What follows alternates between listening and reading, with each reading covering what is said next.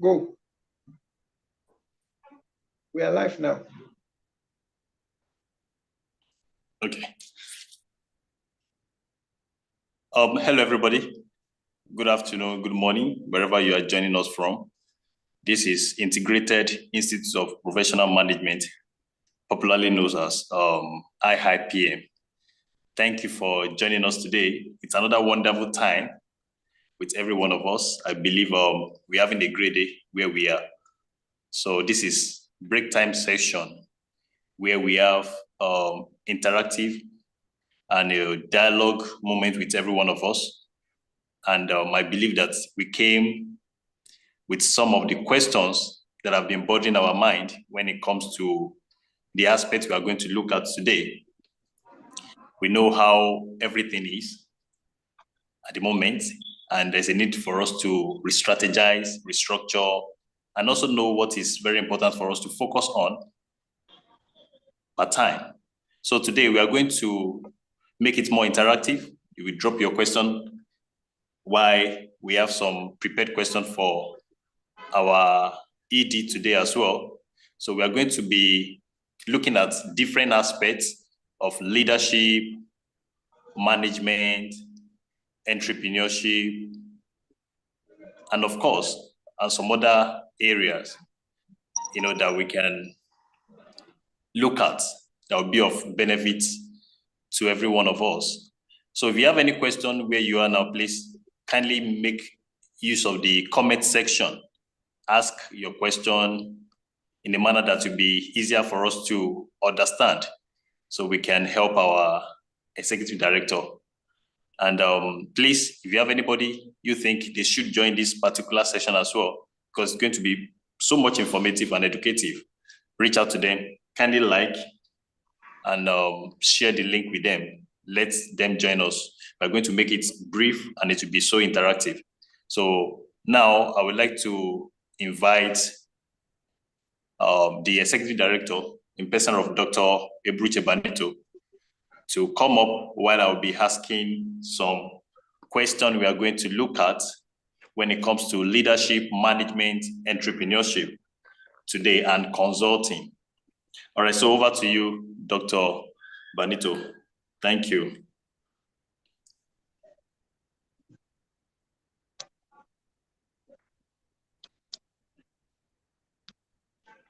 All right, Dami. Thank you so much for having me. And I trust it's going to be an awesome section for us to have this interaction together. So it's good that we are all here. So thank you. So let's look at what the questions are, and then look at how to answer them. All right. So let's just go to the business of the day straight up.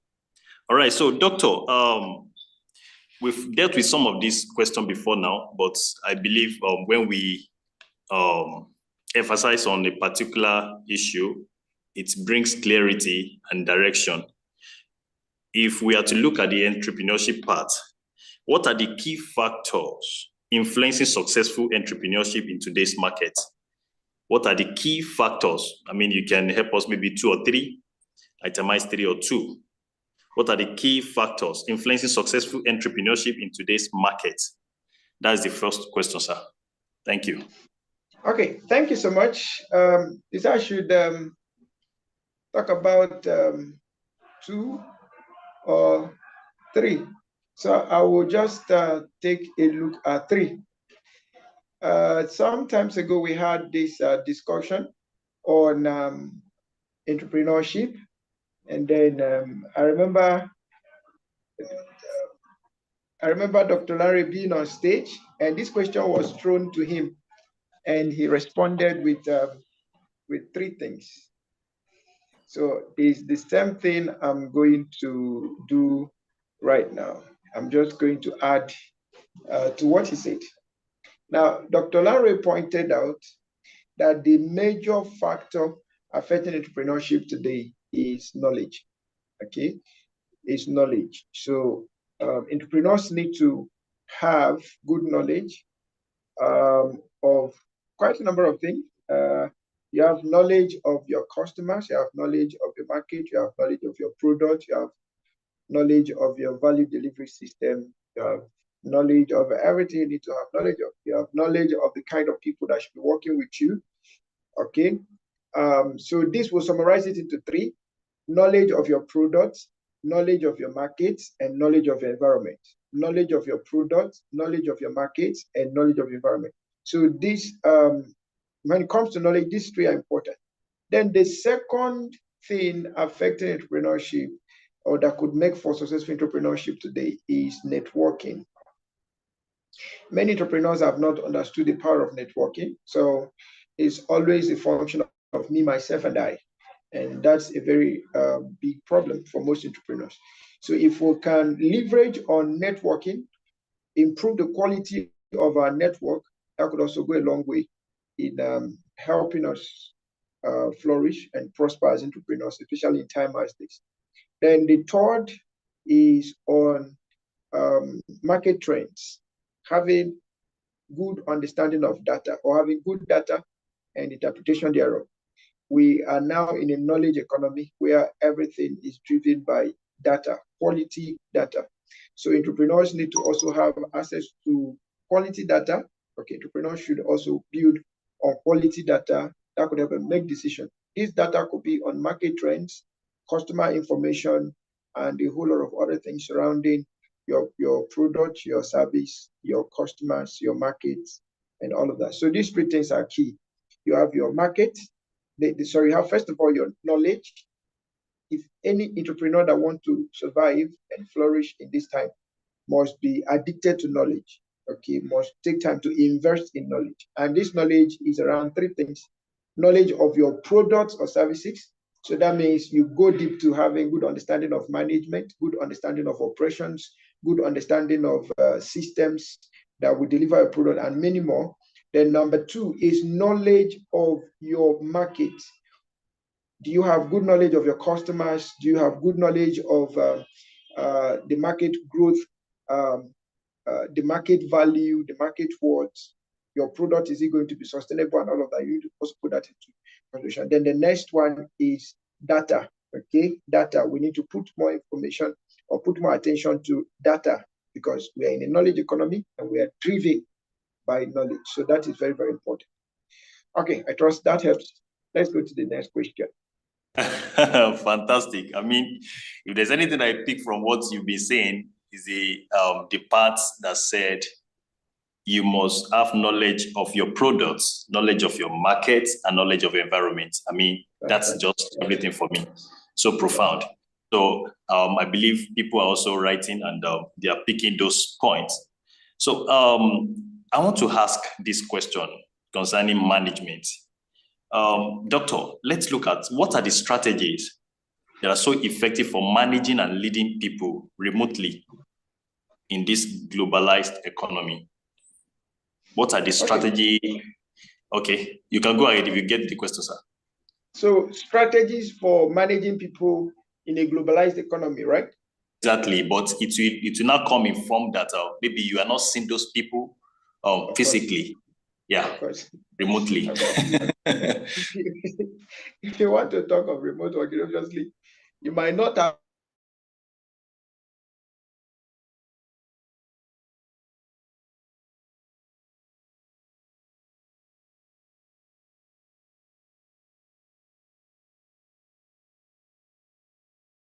that you get to meet people that forever and ever you may never get to meet those people. For instance, if you meet people on Fiverr, you might not meet them physically. They only do your work, deliver, and that's all.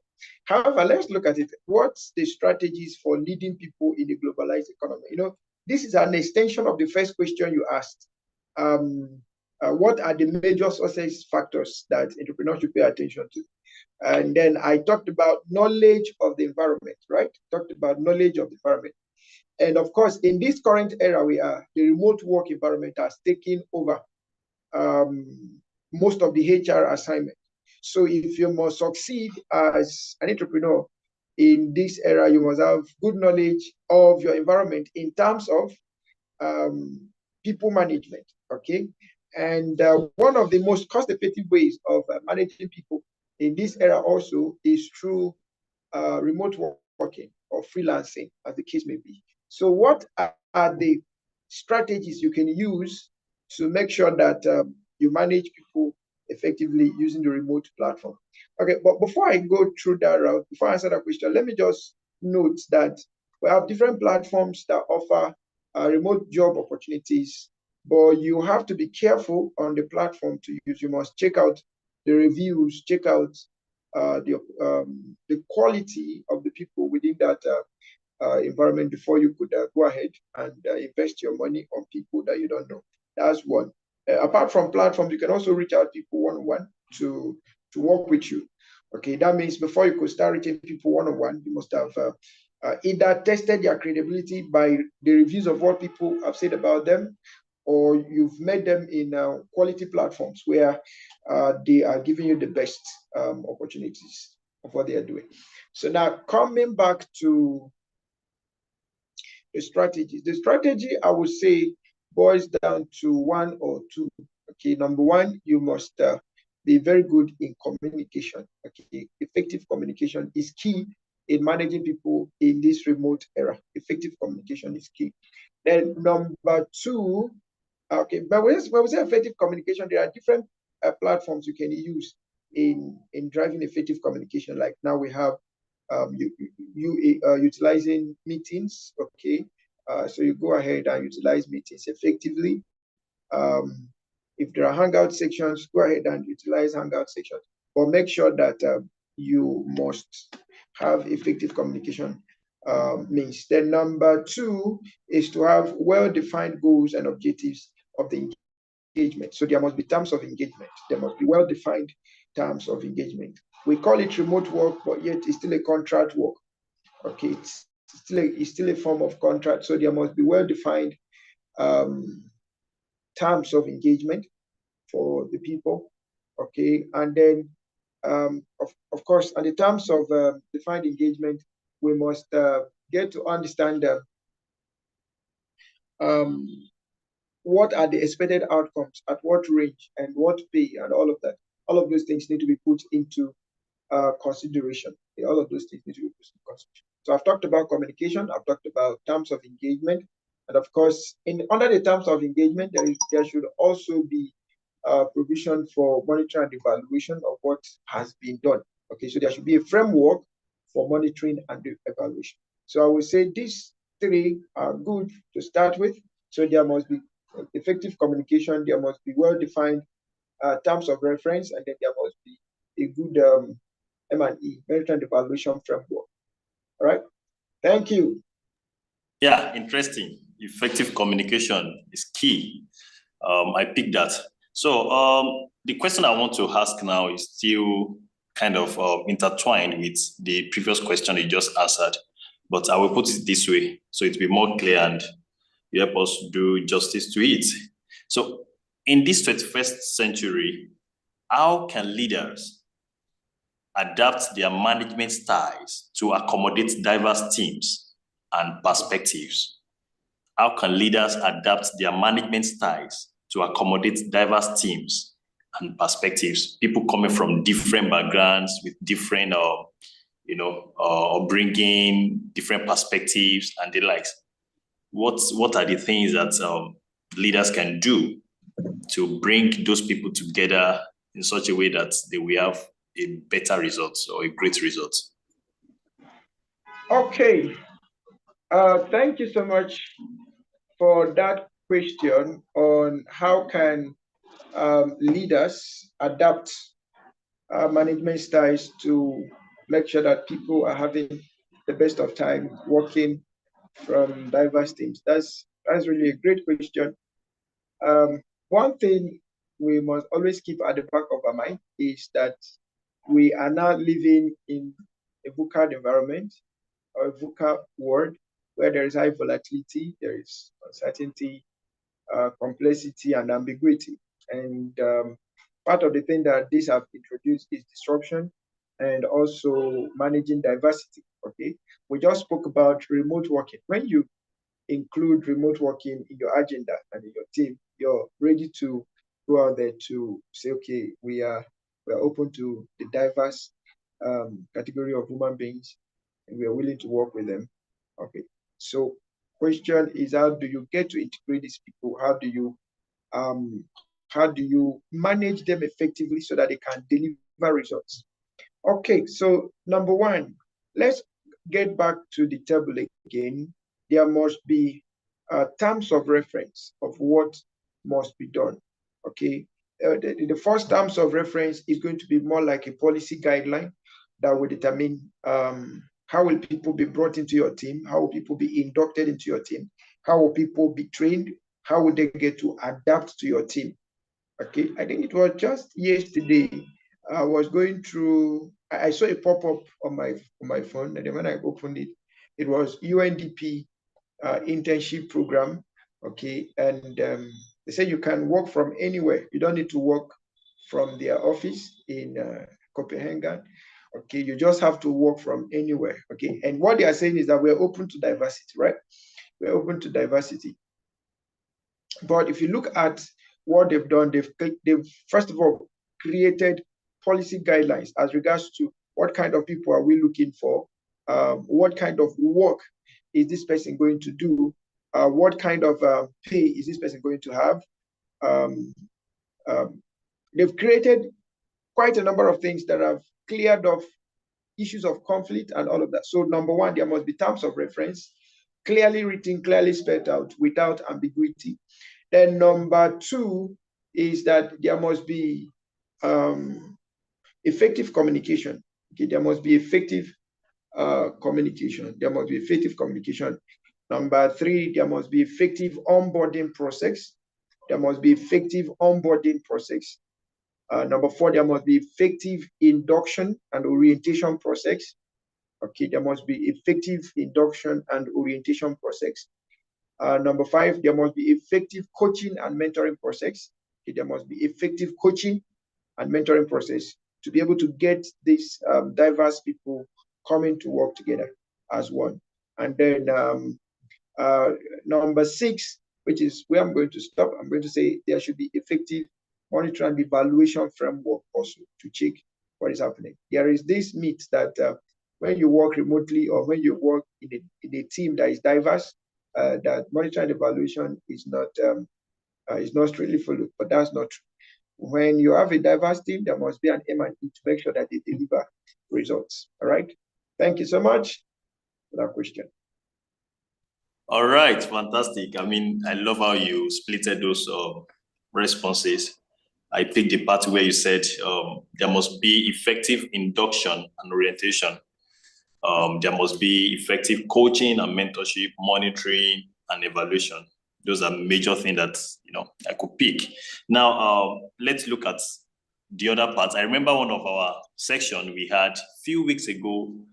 We spoke elaborately about strategic planning, long-term strategic planning. So that will bring this question now: that what role does strategic planning play in the long-term success of a business?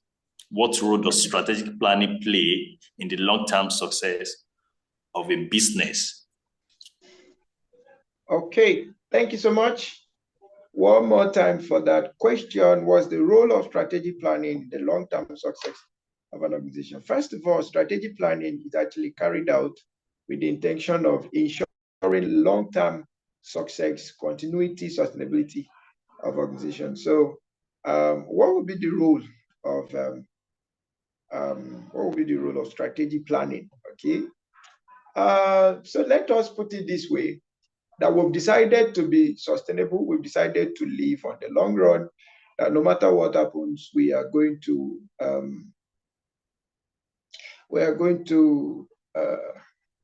be sustainable. We are going to live long, no matter what happens. So with a strategic plan, the role of strategic plan here now is that, number one, it helps you to manage change. The question is the role of strategic plan in the long-term success of an organization, right? Okay, so number one, it helps you to manage change. We understand that our success and failure are just function of how effective we're able to manage change. And when we talk about change, there are quite a number of things that goes with change. You have innovation, you have disruption, you have outbreaks and all of that. Those we have technological introductions that could bring in changes, natural disruptions that could bring in changes, like we had in terms of COVID-19, and then we have natural factors also, like maybe disaster, natural weather and climate challenges, and a whole lot. And then you also have natural challenges that come with conflict, for instance. So with a strategic plan, you've already identified these things, and then you will be able to know how to manage them. That's one. So it helps you to manage change. Then number two, one of the most important roles of strategic management is that it helps you stay focused on your vision, your mission, and your objectives. It helps you stay focused on your vision, your mission, and your objectives. We understand, for instance, what's happening in the global economy today. Several businesses have gone out of the business because they believe that their vision may not necessarily be achievable again, their goals might not necessarily be achievable again, or somehow the economic meltdown has distracted them from their vision, from their mission, that they are now beginning to pursue other things. But with a strategic vision, you stay focused. You stay focused on your vision, on your mission, your goals and objectives, and the likes. So it helps you to stay focused. Remember, I said the first one, it helps you to manage change. Number two, it helps you to stay focused. Number three, it helps you to optimize your resources. It helps you to optimize it. So you know exactly with a strategic plan should also contain investment options in case this happens. So strategic plan go with scenario planning. Strategic plan has in it results of scenario planning, results of alternative identification, results of what if analysis and all of that, SWOT analysis, PESTO analysis, all of these are contained in a strategic plan. So a strategic plan helps you to know where to invest per time. Okay, where to invest per time. Where to invest per time. This is very, very important. It helps you in resource optimization. Then number four, and okay, I will add another one before I stop. Number four is that it helps you to innovate. It helps you to innovate. Okay, we talk about blue ocean strategies and all of that. We talk about quite a number of other strategies. That strategic plan plays a role both in the development and in its implementation. Okay, so if you take innovation as a case, when challenges come up, some businesses that do not have strategic plan, they close up. Why others innovate? Why others innovate? There is a case ongoing now. Sorry, I'm going to mention name. Okay, let me not mention them. There are some food companies in Nigeria now that have been major players in the industry for decades. But in this time that the Nigerian economy had come into, where prices of food items are skyrocketing, you see small packs of food, they costing almost 10 times, 20 times of what they used to cost. And then I was with someone yesterday, said, no, I've decided I'm not going to eat this particular food again. And for the person said, after all, it's a processed food. There are some things people will not pay attention to because of price. But as soon as the price alternates to a point that they feel they are no longer economically buoyant, they will have alternatives. And this is where your scenario planning now comes in.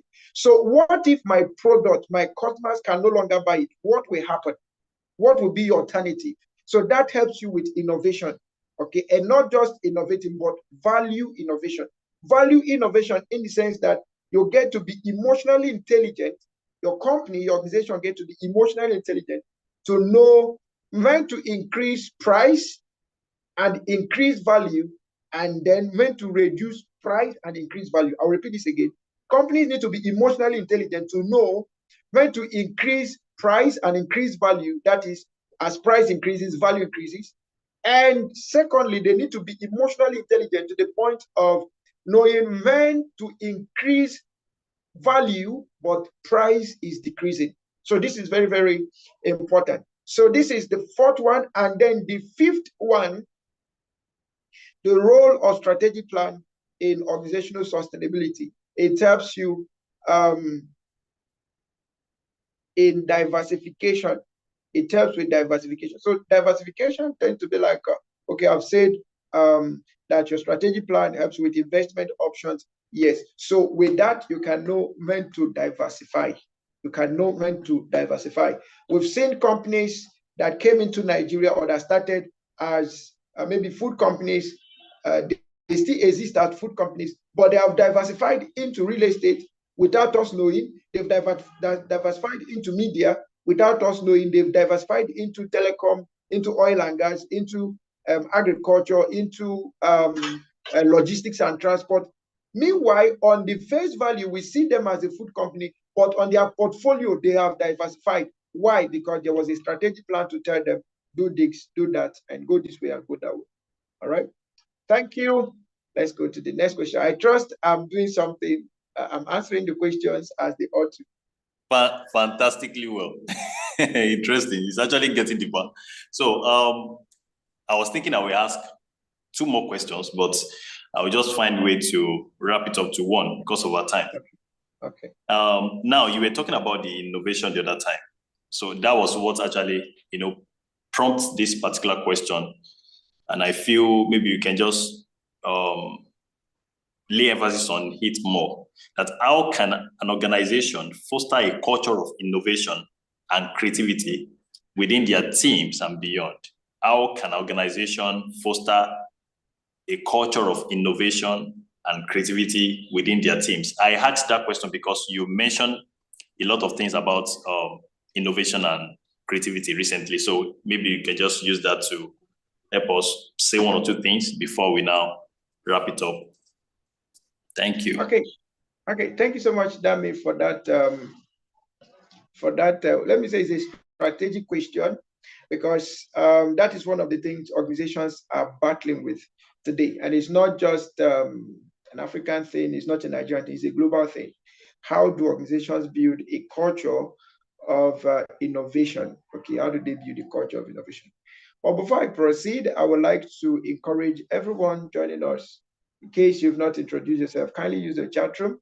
Let's know your name and where you're joining us from. And feel free to share the stream so that others can also learn. Okay, it's just a Q&A section. I trust you learned something from you. All right. Okay, so how do organizations build a culture of innovation among their teams? This is very, very powerful. First of all, any organization that want to build or that want to encourage innovation among their team must be ready for openness and transparency. Okay, they must be ready to be open and transparent to their team. Okay, they must be open and transparent. This is very, very important. When I say openness, what do I mean? Openness in the sense that they are open to communicate the needs of the organization, the challenges of the organization, the future of the organization, the direction of the organization. These are the things that can help people to think. All right. Okay. So let's take, for instance, what happened with Google. Okay. We have the, is it the 20% off in Google, 20% time, 20% something, there's something, 20% rule, 20% policy in Google. And what's that 20%? Google gave that policy of every employee is entitled to use 20% of their time to work on any project of their choice.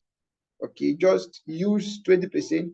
In that 20% of your time, you are permitted to use the organizational resources, work on anything that you think is your interest. Okay, 20%. So why this was going on, it led to what we have today as Gmail, Google Meet, Google Plus, Google One, Google Home, Google Map, Google. Most of these things came from that 20% policy, all right? And that 20% policy, since it gave room to open an open culture where people can try things out, it gave birth to a whole lot of other things that had even made Google richer and better off. So you must be open and transparent in your communication. Then number two, This is very, very important. You must provide access to quality training. You must provide access to quality training. This is very, very key. Access to quality training. People must be challenged in their capacity building for them to, in the capacity building, especially in their mental abilities, so that they can be able to think. Innovation is a function of thinking. Innovation is a function of thinking. So train them, equip them to think, to harmonize their thoughts into creative adventures. That's number two. Number three, give them room to brainstorm. So if it is possible, break down your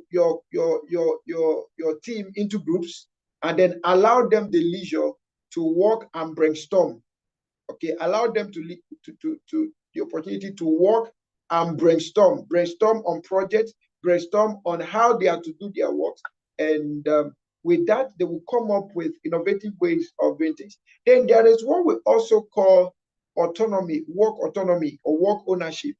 Give people the opportunity to own their work. Let them think on how to work it out the most effective way. Let them think of how to collaborate. Let them think of how to get it done. Okay, with that, it is easier to foster innovation. And then the last I will talk about, not the least, is engender collaboration. Collaboration and networking. These are powerful tools you can use to push innovation across your team. By collaboration, you can find other organizations who do similar things with you, or who have more capacity, or you have more capacity with them. They might have the idea, but you have the capacity, or you have the capacity, you have the idea.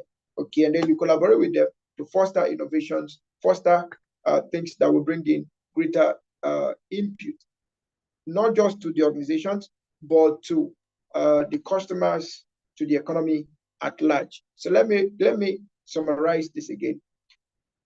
Ways to foster innovation within your team.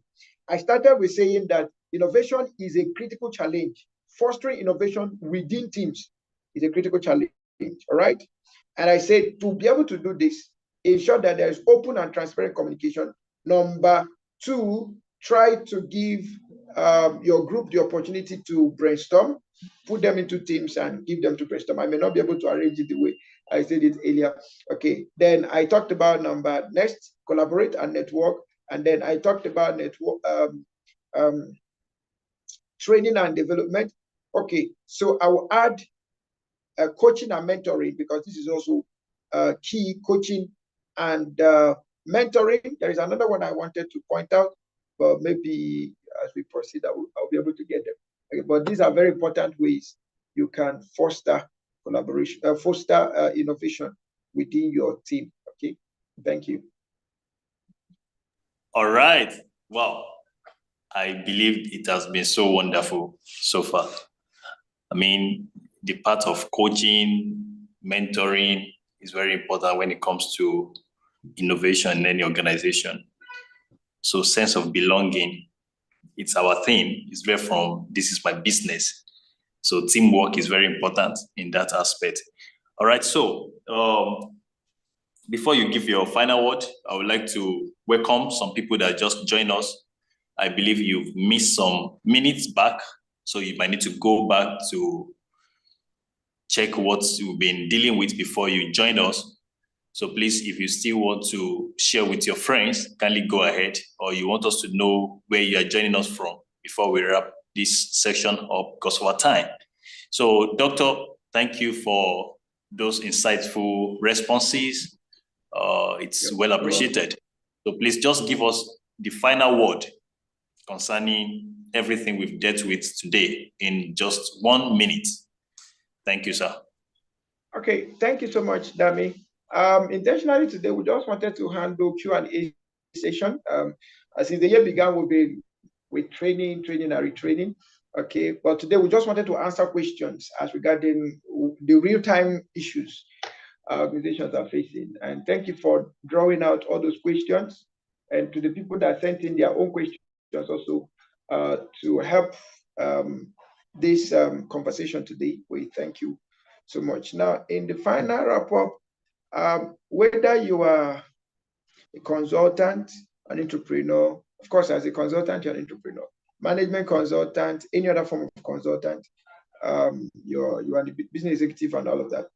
We must continuously pay attention to knowledge update, keep up with training, retraining, keep up with collaboration, networking, keep up with understanding trends so that we can always be the best in whatsoever we are doing. Thank you so much. In case you've not liked, you've not subscribed to the channel, feel free, like, subscribe, and then we'll see you by this time on Thursday. Thank you so much. Thank you, Dami. All right. Thank you, Doctor. Thank you so much. Please kindly subscribe to our YouTube channel. And also, we have different information for you. If you haven't joined our WhatsApp group, we'll drop the link in the comment section. Click there. You'll see different programs we are running this season, and you wouldn't want to miss any of those programs. Thank you, and see you next week. Bye-bye.